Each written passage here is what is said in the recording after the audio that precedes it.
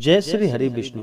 आइए जानते हैं वर्ष 2022 उत्पन्ना एकादशी व्रत के शुभ मुहूर्त के बारे में, पारण समय के बारे में। उत्पन्ना एकादशी का व्रत जो कि हर वर्ष मार्गशीर्ष यानी कि अगहन माह के कृष्ण पक्ष की एकादशी तिथि के दिन उत्पन्ना एकादशी का व्रत किया जाता है। उत्पन्ना एकादशी के व्रत में जो कि इस दिन भगवान श्री हरि विष्णु, माता लक्ष्मी और साथ में एकादशी माता का पूजन किया जाता है। एकादशी का व्रत जो कि सभी प्रकार के पापों को नष्ट करने वाला है। जो भी सच्ची श्रद्धा के साथ एकादशी का व्रत करते हैं उनके सभी प्रकार के पाप और ताप नष्ट होते हैं तथा भगवान विष्णु की कृपा से उन्हें सांसारिक सुखों की प्राप्ति होती है और अंत समय में मोक्ष की प्राप्ति होती है। उत्पन्ना एकादशी व्रत के बारे में कहा जाता है कि इस दिन ही एकादशी व्रत की इस दिन से ही शुरुआत मानी जाती है। उत्पन्ना एकादशी के दिन ही भगवान विष्णु के शरीर से जो कि एक दिव्य देवी प्रकट हुई थी और एक मोर नाम का दैत्य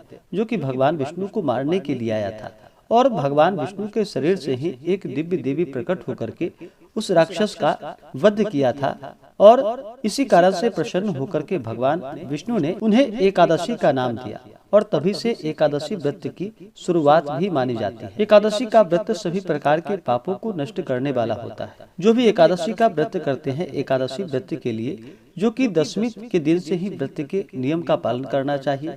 दशमी तिथि के दिन सूर्यास्त होने से पहले ही एक समय भोजन ग्रहण करना चाहिए। उस दिन शुद्ध और सात्विक आहार ग्रहण करनी चाहिए। तामसिक वस्तुओं का प्रयोग बिल्कुल भी नहीं करना चाहिए, जैसे कि मांस, मदिरा, लहसुन, प्याज आदि का प्रयोग बिल्कुल भी नहीं करना चाहिए।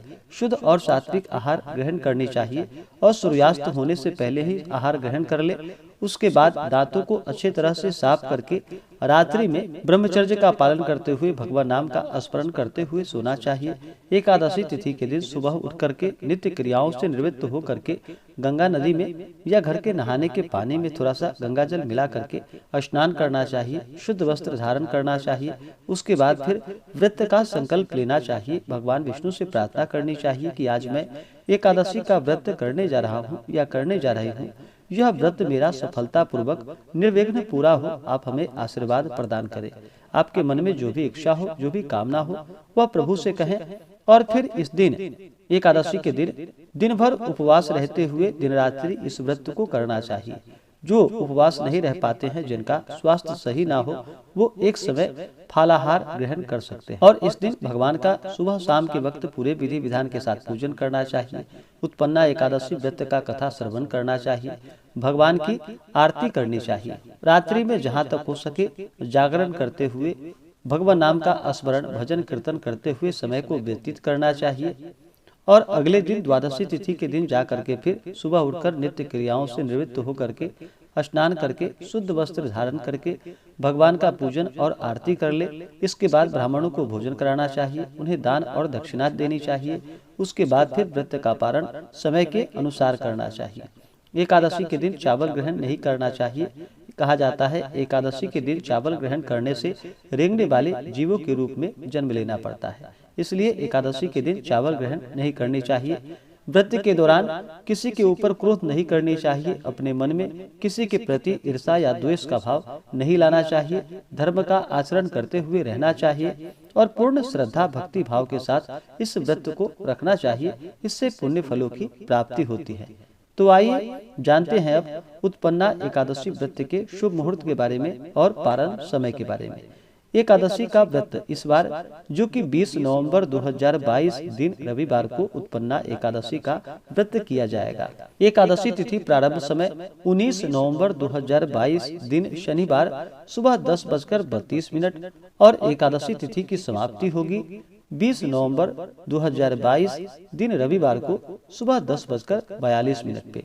और इस व्रत का पारण जो कि अगले दिन 21 नवंबर 2022 दिन सोमवार को इस व्रत का पारण किया जाएगा। पारण का समय जो कि सुबह 6:48 से सुबह 8:56 तक 21 नवंबर को व्रत का पारण किया जाएगा। एकादशी तिथि के दिन राहु काल का जो समय होगा वह दोपहर 3:47 से शाम 5:08 तक राहु काल का समय होगा। एकादशी तिथि के दिन सूर्योदय समय सुबह 6:18, सूर्यास्त शाम 5:08। योग जो कि प्रीति योग होगा रात्रि 11:02 तक। उसके बाद आयुष्मान योग होगा। एकादशी तिथि के दिन नक्षत्र जो कि हस्त नक्षत्र रात्रि 12:36 तक। उसके बाद चित्रा नक्षत्र होगा। एकादशी व्रत का पारण जो कि तुलसी और गंगा जल से आप व्रत का पारण कर सकते हैं। लेकिन एकादशी तिथि के दिन रविवार का दिन पड़ रहा है, तो आप पहले ही भगवान के पूजन के लिए तुलसी दल तोड़ करके रख ले, क्योंकि रविवार के दिन तुलसी दल नहीं तोड़नी चाहिए। इसलिए एक दिन पहले ही सूर्यास्त से पहले तुलसी दल तोड़कर घर में रख लेनी चाहिए।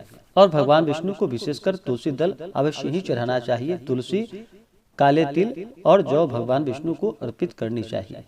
तो आशा करता हूँ कि जानकारी आपको अच्छा लगा हो।